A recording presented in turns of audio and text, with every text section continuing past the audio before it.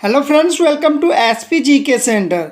दोस्तों, SSC GD का आज सेट नंबर 17 है, जिसमें एसएससी जीडी के साथ साथ एसएससी के सभी प्रीवियस एवं मोस्ट रिपीटेड प्रश्न को लाए हैं, जो आपके परीक्षा के लिए बहुत महत्वपूर्ण साबित होगा। तो दोस्तों, वीडियो को कंटिन्यू लास्ट तक देखें। और दोस्तों, ये जितने भी सारे प्रश्न हैं ये परीक्षा में बार बार पूछे जाते हैं। और दोस्तों, क्वेश्चन आंसर के साथ आपको एक्स्ट्रा फैक्ट भी बताया जाएगा, जो कि आपके एग्जाम्स के लिए बहुत ही इंपॉर्टेंट होने वाले हैं। तो चलिए दोस्तों, क्वेश्चन नंबर 1 से शुरू करते हैं। तो दोस्तों, क्वेश्चन नंबर 1 है, पोलैंड की राजधानी कौन सी है?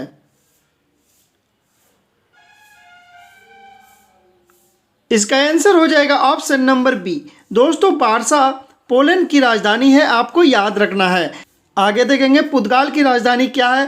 तो दोस्तों, लिस्बन जो है पुर्तगाल की राजधानी है। पापुआ न्यू गिनी की राजधानी है दोस्तों पोर्ट मोरेस्बी इसकी राजधानी है, आपको याद रखना है। अगला प्रश्न है, अशोक के कंधार अभिलेखों की खोज किस वर्ष की गई थी? दोस्तों, अशोक के कंधार अभिलेखों की खोज 1958 में की गई थी। इसका राइट आंसर हो जाएगा ऑप्शन नंबर ए, आपको याद रखना है। अगला प्रश्न है, हिमालय पर्वत की सुदूर उत्तरी पर्वतमाला को किस नाम से जाना जाता है? दोस्तों, हिमालय पर्वत की सुदूर उत्तरी पर्वतमाला को किस नाम से जाना जाता है? तो इसका करेक्ट आंसर हो जाएगा ऑप्शन नंबर बी, महाहिमालय के नाम से जाने जाते हैं, आपको याद रखना है। अगला प्रश्न है, निम्न में से कौन सा देश एक लैंडलॉक्ड एंड कंट्री है? दोस्तों, लैंडलॉक्ड कंट्री कौन सी देश है, इनमें से आपको बताना है। आपके पास ऑप्शन है पाकिस्तान, भारत, अफगानिस्तान, श्रीलंका। तो दोस्तों, एक लैंडलॉक्ड कंट्री जो है ये अफगानिस्तान है, आपको याद रखना है। इसका करेक्ट आंसर हो जाएगा ऑप्शन नंबर सी। अफगानिस्तान क्या है? तो दोस्तों, एक लैंडलॉक्ड कंट्री है अफगानिस्तान। भारत के साथ सबसे कम सीमावर्ती इलाके वाला देश कौन सा है? तो दोस्तों, अफगानिस्तान है। ये भी आपको याद रखना है कि भारत के साथ सबसे कम सीमावर्ती इलाके वाला देश अफगानिस्तान है। अफगानिस्तान की सीमा केवल लद्दाख को स्पर्श करती है, बहुत ही इंपॉर्टेंट है दोस्तों। अफगानिस्तान की सीमा लद्दाख को सिर्फ स्पर्श करती है, ये भी आपको याद रखना है। और भारत और अफगानिस्तान के बीच कौन सी रेखा है? तो दोस्तों, डूरन रेखा खींची गई है। कब? तो दोस्तों, 1896 में, ये भी आपको याद रखना है। अगला प्रश्न है, किस राज्य की दूसरी राजभाषा अंग्रेजी है? दोस्तों, किस राज्य की दूसरी राजभाषा अंग्रेजी है? तो दोस्तों, इसका करेक्ट आंसर हो जाएगा ऑप्शन नंबर डी, मणिपुर की दूसरी राजभाषा जो है अंग्रेजी है। तो दोस्तों, पहले क्या हो जाएगा? तो चलिए आगे देखेंगे। मणिपुर का प्रथम राजभाषा मणिपुरी है, आपको याद रखना है। मणिपुर का प्रथम राजभाषा जो है वह मणिपुरी है, और दूसरी राजभाषा अभी बताया आपको इंग्लिश है, ठीक है, यानी कि अंग्रेजी है। अगला प्रश्न है, मंजीरा मगरमच्छ वन्यजीव अभयारण्य कहाँ स्थित है? आपके पास ऑप्शन है तमिलनाडु, ओडिशा, तेलंगाना, केरल। तो दोस्तों, इसका करेक्ट आंसर हो जाएगा ऑप्शन नंबर सी। मंजीरा मगरमच्छ वन्यजीव अभयारण्य जो है ये तेलंगाना राज्य में है, आपको याद रखना है। इसका राइट आंसर हो जाएगा ऑप्शन नंबर सी। दोस्तों, मंजीरा वन्यजीव अभयारण्य भारत के तेलंगाना राज्य में स्थित है, ये आपको याद रखना है। यह मुख्यतः जो है मगरमच्छ अभयारण्य है। ये कौन सी अभयारण्य है? तो दोस्तों, मगरमच्छ अभयारण्य है, आपको याद रखना है। अगला प्रश्न है, बनारस हिंदू विश्वविद्यालय की स्थापना किसने की थी?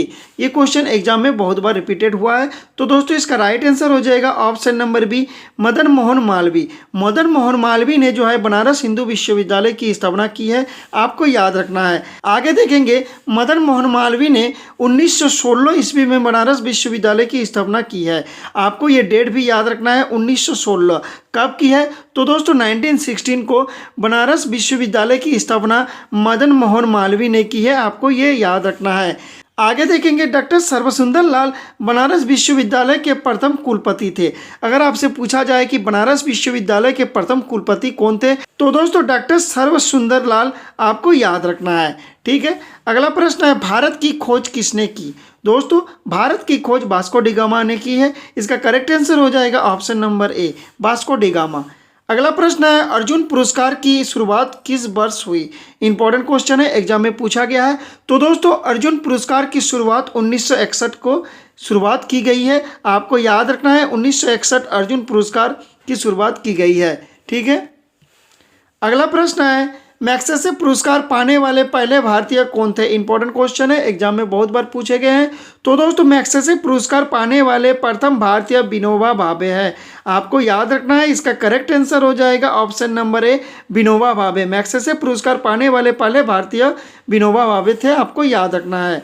नेक्स्ट क्वेश्चन है, स्वांग किस राज्य का प्रसिद्ध लोक नृत्य है? स्वांग किस राज्य का प्रसिद्ध लोक नृत्य है? तो दोस्तों इसका करेक्ट आंसर हो जाएगा ऑप्शन नंबर बी, हरियाणा। स्वांग हरियाणा का प्रसिद्ध लोक नृत्य है, आपको याद रखना है। इसका राइट आंसर हो जाएगा ऑप्शन नंबर बी।